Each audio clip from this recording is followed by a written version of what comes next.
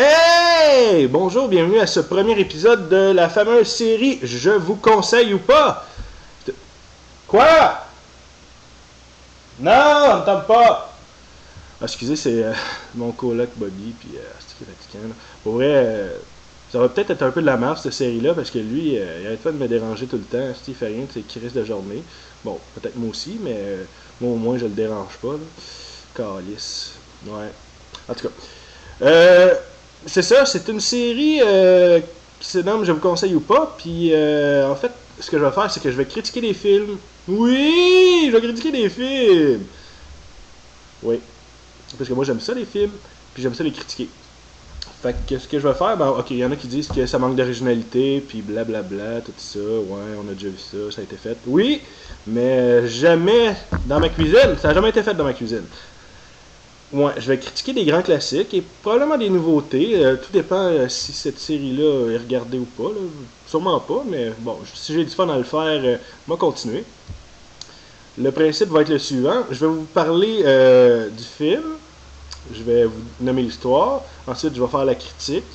Et puis à la fin, je vais vous dire si je vous le conseille ou pas. Ta gueule! Non, j'ai pas la fif! Ouais, il dit que j'ai la fif en faisant ça. Ah, c'est Bobby, ça se peut que je le crisse dehors bientôt, là. Ouais. Qu'est-ce que tu veux? C'est ça qu'on on loge avec des assistés sociaux retardés mentales. Mais bon, ok, c'est un petit peu des préjugés, là. Mais bon, ça se peut que j'en dise d'autres sur lui, parce qu'il le mérite. Ok, fait que... bon, pour ceux qui se plaignent de ma qualité, puis de tout le reste, que c'est de la merde, vous avez raison. Fait que vous la regarderez quand même, c'est juste ça l'important. Aujourd'hui, je vais vous parler du film Batman. Pas Batman qui sort cet été, mais Batman le premier, 89, réalisé par Tim Burton. Michael Keaton dans le rôle de Batman et puis Jack Nicholson dans le rôle du Joker.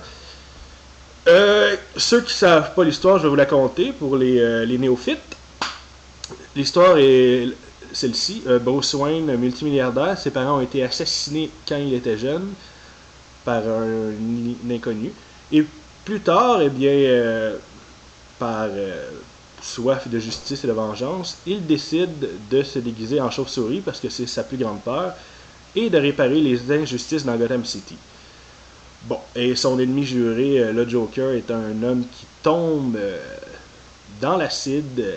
C'était déjà un criminel à la base, mais il devient comme un peu malade mental. Sa peau est devenue blanche, craie, puis il se maquille. Puis c'est ça, c'est le Joker qui tue. C'est comme un peu l'opposé de Batman. Tu sais, Batman sombre, mais c'est pour la justice, puis lui, tu sais, flashy clown qu'on espère d'aimer, mais c'est un esti de fou. Bon, fait que c'est ça l'histoire. Ma critique, en fait, bon. Pour les fans finis de Batman, je dirais que c'est un bon film. C'est un bon film car ça respecte un peu cette espèce de noirceur des films de Batman qu'on recherche tous parce que ok, il y a eu les films Batman Forever puis Batman and Robin qui ressemblaient plus à la série de Batman des années 60 qui à mon avis est de l'hostie de merde. Ouais, parce que, je sais pas, tu sais, quand tu crées un personnage, il faut que tu respectes une certaine lignée, tu sais, tu peux pas prendre trop de liberté créative, sinon, ça ressemble plus vraiment à l'original, puis c'est moins bon d'habitude, c'est moins bon. Tu peux essayer, des fois on peut être surpris, mais c'est rare que ça marche, c'est rare. Fait que, c'est ça, Batman, en fait, ses parents se font tuer par spoiler, le Joker dans le film, avant qu'il devienne le Joker. Puis ça, j'ai pas trop aimé ça dans le film de Tim Burton parce que c'est pas ça qui arrive dans la vraie histoire. Puis c'est comme, on dirait qu'ils ont fait ça pour rajouter un élément dramatique à l'histoire que je trouvais qui était pas nécessaire, vraiment. C'est comme si, le vieux cliché des qui se connaissent depuis toujours, puis là, ils se rendent compte que ah ouais, c'est toi que tu es mon père quand j'avais 4 ans, puis on s'est pas revu depuis 30 ans, puis là je taillis. Wow. c'était pas nécessaire. Je pense qu'il aurait pu juste mettre un nobody qui tue ses parents, puis ça aurait été parfait. Dans l'histoire, on voit toutes les possibilités de rencontre entre Batman et le Joker. On voit quand il était petit, genre Bruce Wayne qui voit Jack Napier, parce que Jack Napier c'est le vrai nom du Joker. On y reviendra plus tard. Ils se rencontrent. Ensuite de ça, on voit Bruce Wayne qui rencontre le Joker en Joker.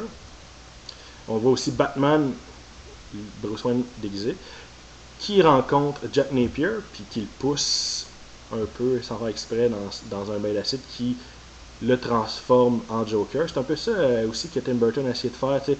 Oh, c'est le Joker qui a créé Batman à cause qu'il a tué ses parents, puis là c'est Batman qui a créé le Joker en le poussant dans l'acide. Les deux se sont créés. Petite fantaisie. Et puis à la fin, ben, le combat final, c'est Batman qui rencontre le Joker, puis qui calisse en bas de l'immeuble. Ça, je dois avouer que j'ai jamais été fan de ça, moi, les super vilains qui meurent. Comme, non, je veux les revoir. Je veux pas qu'ils crèvent tout de suite. Tu sais, c'est le Joker. S'il y a une suite, je veux qu'il soit encore là, au moins qu'on en parle. Pas qu'ils disparaissent, puis... Non, non, je veux pas. Ça, c'est ça. Puis, à part de ça aussi, qu'est-ce que je voulais dire à propos du Joker? Oui, ça aussi, ils ont pris beaucoup de liberté avec le Joker que je trouve qu'il aurait dû laisser un certain mystère. Parce que, premièrement, le Joker, pour ceux qui connaissent l'univers de Batman, on ne connaît pas son passé. Non, personne ne le sait. Lui-même ne s'en rappelle pas à cause qu'il est crissement fou. Et puis, quoi, tu t'en vas? Ben ouais, crisse ton camp. Ok, bye! En tout cas, ça va sûrement être de la merde, cette critique-là. Puis, à part de ça, qu'est-ce que je disais? Oh! Oui, Batman, il a dit quoi? Il a bien. Ouais. Puis, ils ont pris trop de liberté avec le Joker. Puis ça, j'ai pas aimé ça. Tu sais, je veux qu'il laisse un certain mystère. Je veux pas savoir c'était qui avant. Parce que probablement le créateur, il le sait même pas lui-même. Il dit que personne le sait.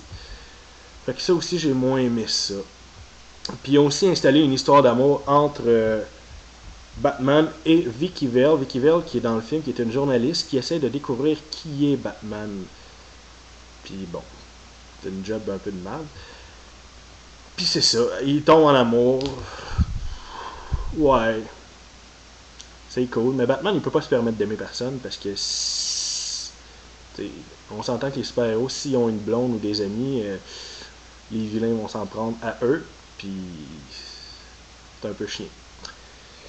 Fait que c'est à peu près ça.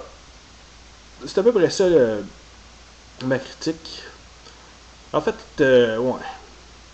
Moi, pour un film des années 80, si vous l'avez jamais vu, je trouve que c'est moins bon que Batman Begins Dark Knight, mais on voit beaucoup plus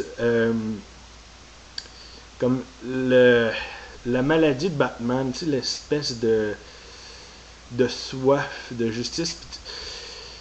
Il est un peu plus cinglé, Batman, dans celle-là. À un moment donné, tu sais, il dort pendu comme une chauve-souris, les pieds accrochés. Ça, j'ai trouvé ça nice. Parce que c'est un peu ça, Batman, tu sais, il est à la limite d'être comme le Joker. Tu sais, il est pas loin. Fait que, bon, c'était ça ma critique de merde. Est-ce que je vous le conseille? Ouais! Je vous le conseille. Puis, c'est tout. Bye!